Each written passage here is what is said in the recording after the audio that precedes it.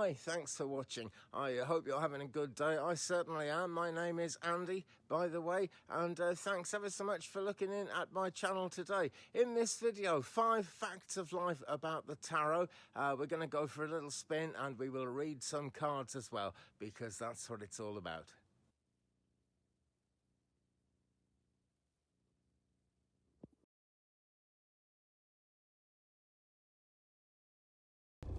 And why am I sitting in a modern car talking about ancient wisdom?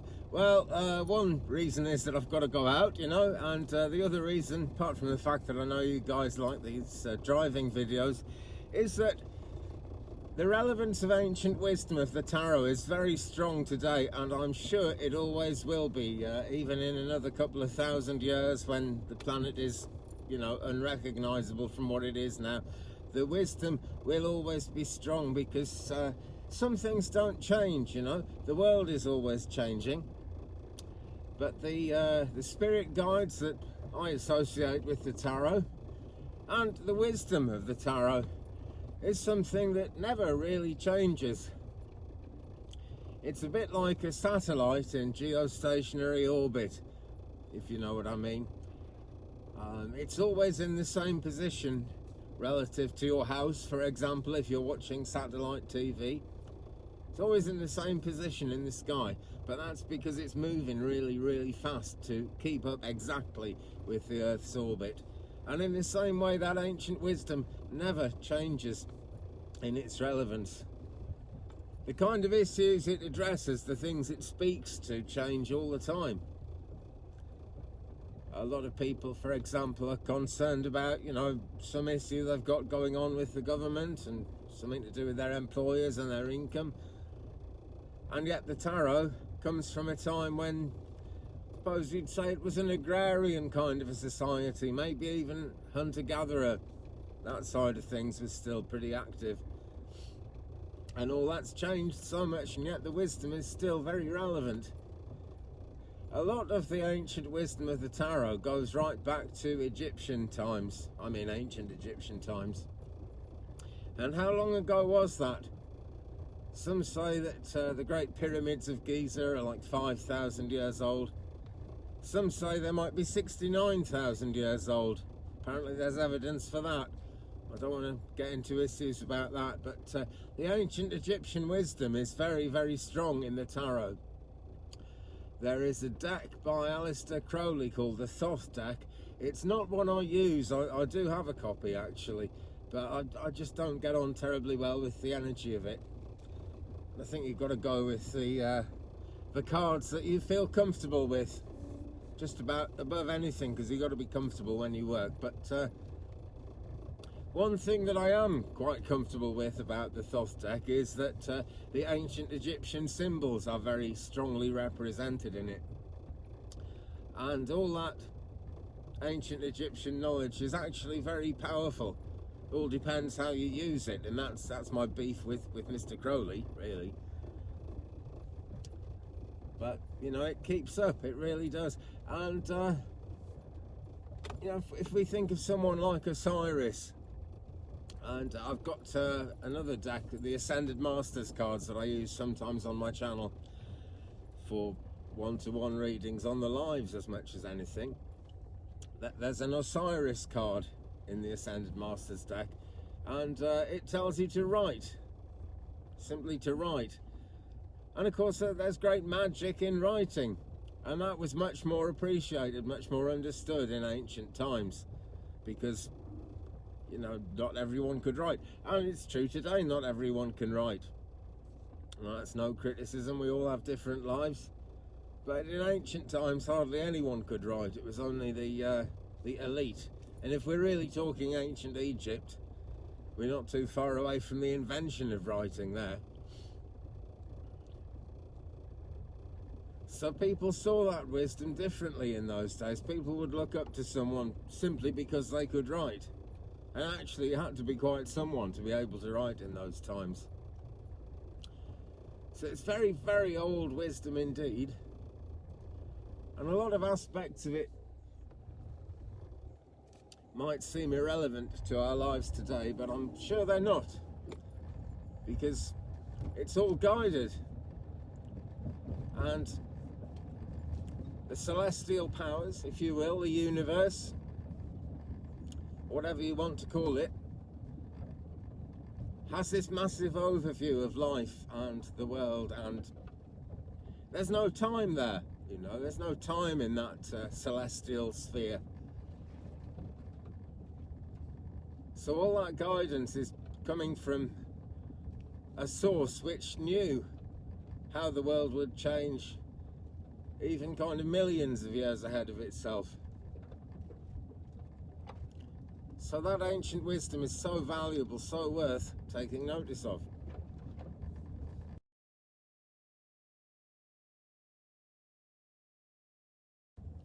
Of course, in ancient Egyptian times, as far as we know, there wasn't a tarot. It's very difficult to know exactly what was going on in ancient Egyptian times. All the hieroglyphics and the way things were recorded make it not terribly easy to know what they were doing for divination. But people's religious expression was very tightly controlled. I don't suppose people's spiritual beliefs could ever be controlled. You can't make someone believe something. You can make someone say they believe something, but you can't make them actually believe it or actually disbelieve it. So who knows what kind of divination there was exactly in ancient Egyptian times. But if we come forward to what I laughingly call more modern times, not modern at all really, the medieval era.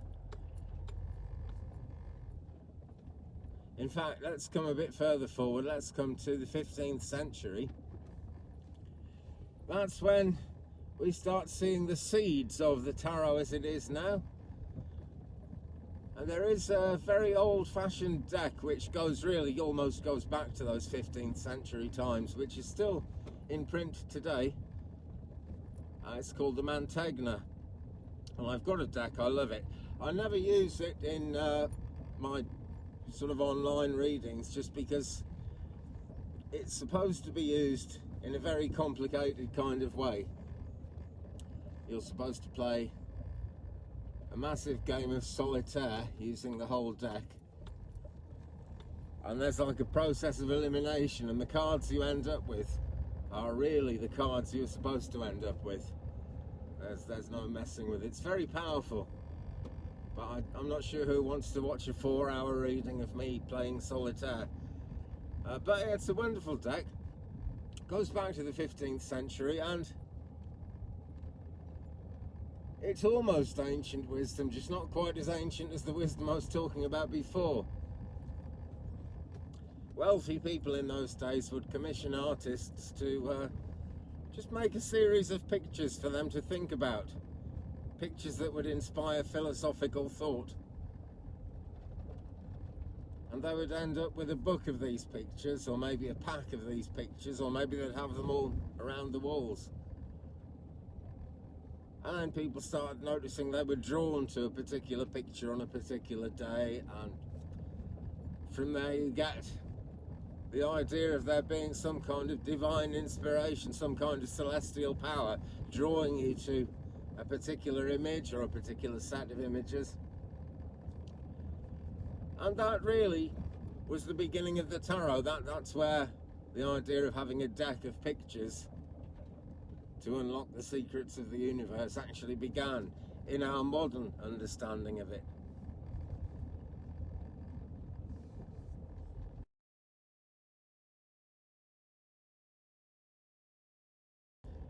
And this is really a bone of contention for a lot of people about the tarot and about any kind of spiritual practice, really.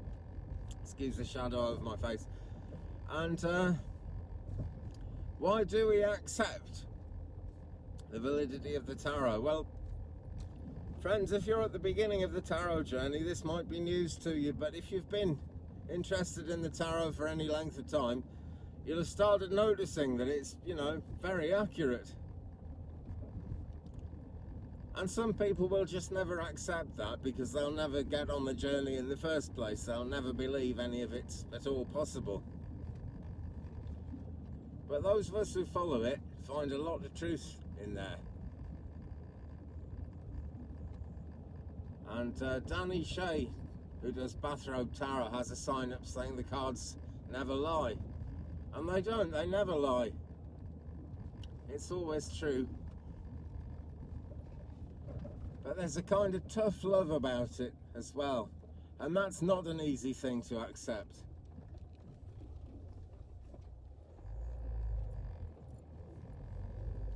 I'll cut a picture in here and you'll see what I mean. Claudia sent this picture. Check this out.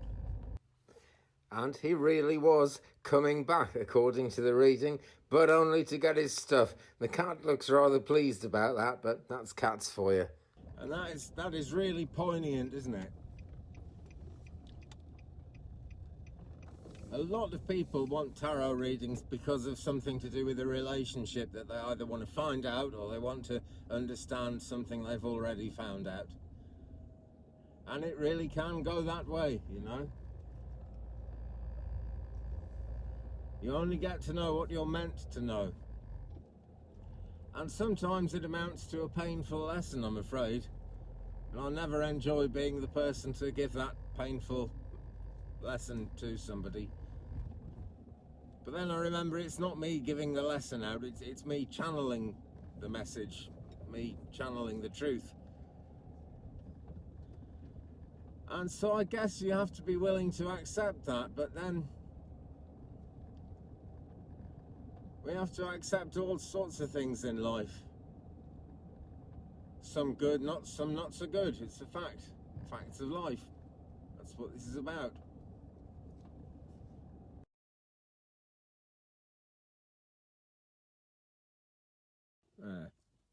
Shopping done and back in the car. So let's keep on driving if I can find my keys.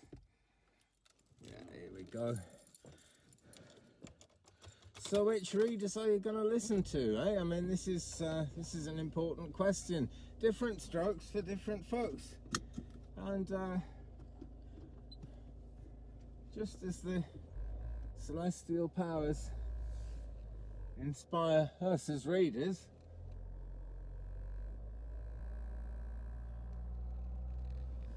they inspire you as to, you know, which readers to go along with. There are so many of us and we have so many different ways.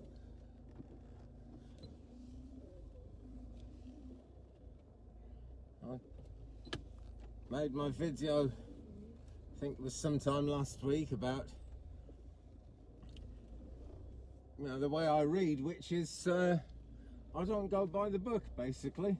I go a little bit of it is by the book because that's what I learned, but as time has gone on, I've learned to interpret. And I've learned not to over-interpret, that's true. But some readers will go exactly by the book. And if you're drawn to a reader like that, that's because you've been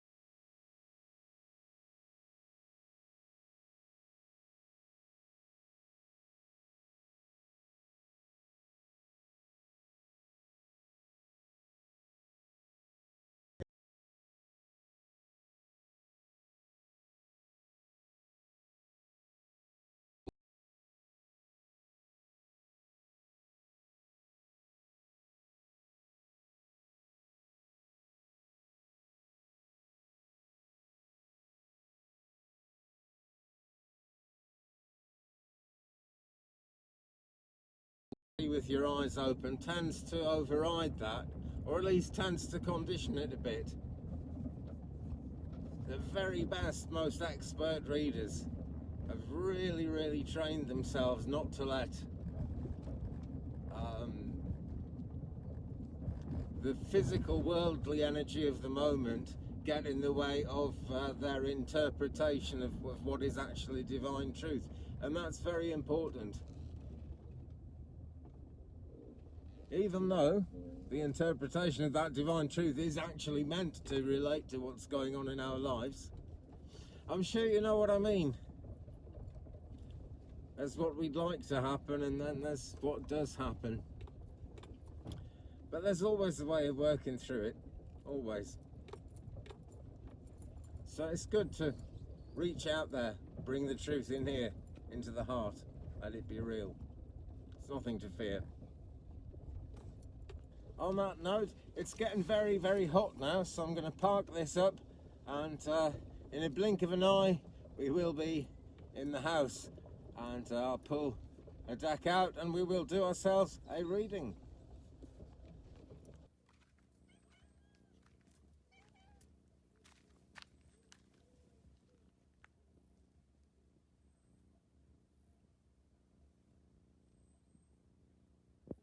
And with my apologies for the noise of someone using a chainsaw right outside the window, let us do a reading. Just going to make this a quick 3-card spread. Just got a feeling to make this one quick because, you know, there's a lot of wisdom in doing a great big tarot spread. You know, 10 cards, 12 cards, whatever. It all kind of depends really on the energy of the moment and on what I suppose you'd say the gods have in store for us, really. And there is a hell of a lot to be said for just like pulling a single card, or as I'm going to do in this case, pulling 3 cards. We're going to use the hybrid tarot today. Now this is a deck which lends itself to large spreads actually, but I just don't have a camera that can take in the whole tablecloth thing that goes with them. So I'm just going to pull through. I love this deck. I don't use it enough. I want to get it used and I want to bring its wisdom to you. So here are 3 cards from the hybrid tarot. We've got card 1, we've got card 2, we've got card 3. You can pick a card, friends, and if you want to, do pick one now. Let's bring them up close so you can get the vibration.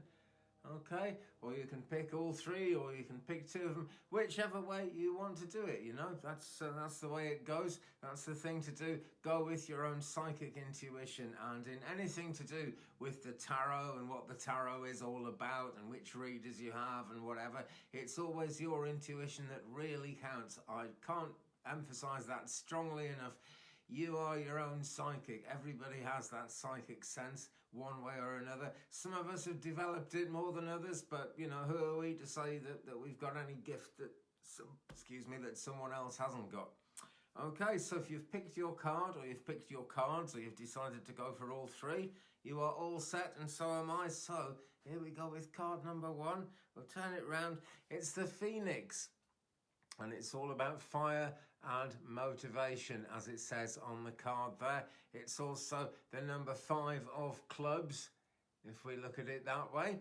We can look at it whichever way we want. It's that psychic thing again. And what we've got here is, you know, that whole idea of fire and motivation. What actually moves us to want to look at the wisdom of the tarot in the first place, or in any place really? What gets us on the tarot journey, I suppose? And it is celestial, you know, it is divinely inspired always and every time. And as this talks about the phoenix, as I'm sure you know, is that mythical bird which was burned to death and then rose from the ashes and actually has a completely new life. And that is what the tarot essentially gives you, even if you're reading it as a sort of guidance on the path that you're already on. It's always going to bring you a new understanding. It's always going to have that fire of creativity. And because it's creativity, it's always going to bring something else in. So friends, did you go for number 2? That is the question. Number 2 is Archangel Gabriel. It's the element of water. And it says on it, what does it say? Feel. Wasn't sure what that said there, but let's bring it up so closer so you can have a look. Beautiful deck this, very well designed, very well produced as well. I've been involved with someone trying to produce their own tarot deck. Actually, I did all the PDFs for it, and very, very hard and really very expensive process to actually produce a deck anything like as good as this. I've got to admit ours wasn't. So you just know there's a bit of divine fire, like with the Phoenix, behind what actually brought this deck into being. But Archangel Gabriel is the messenger angel, really, and often when Mercury retrograde gets involved in life, and there's no Mercury retrograde at the time I'm actually doing this, but who knows, maybe you're drawn to this during a Mercury retrograde in the future. That's when we tend to turn to Archangel Gabriel to ask for clarity behind the messages that are coming into us. But the tarot always has a message, and this card coming up at the heart of the matter, really, the heart of the reading, the middle card of 3 cards, this is telling us, you know, the messages we get from the tarot are important, they are relevant, and they are divinely guided, as I've said many times. Okay, so moving along swiftly, let's have card number 3, the outcome card. If you chose all 3, if you just chose this one, this is very much for you. We have the 2 unicorns on the back, of course, but let's turn it round. It's all about crossroads. It is, from the major arcana, the Chariot card. There we go, and it says crossroads, and it says Lord Shiva. Right, Lord Shiva. So all that Hindu mysticism coming into play now. And we've had Archangel Gabriel a second ago. We've also had the Phoenix. So 3 very different mythologies coming into play in this reading. And this is another wonderful thing about the tarot. It doesn't matter which deck you use. It doesn't matter what attitude you have towards it even. You are actually getting a sort of hybrid, as this is the hybrid tarot deck. The tarot is always a hybrid of lots of different spiritual understandings. And one problem with religions, particularly the big religions, is they all try and demand that you only follow one path. The tarot is much more eclectic than that. It really is. And Lord Shiva says you're going places, cosmic places, spiritual places for sure, but you're going somewhere in your life journey, and this is another wonderful fact of life about the tarot. So there we go. Let's look at those 3 again. Card number 1, if I can just separate it out, the Phoenix and everything that goes with that. Then Archangel Gabriel, that angelic messenger, and it's always good to ask your angels for clarity. They will clarify whatever's going on in your life. It's good to ask the tarot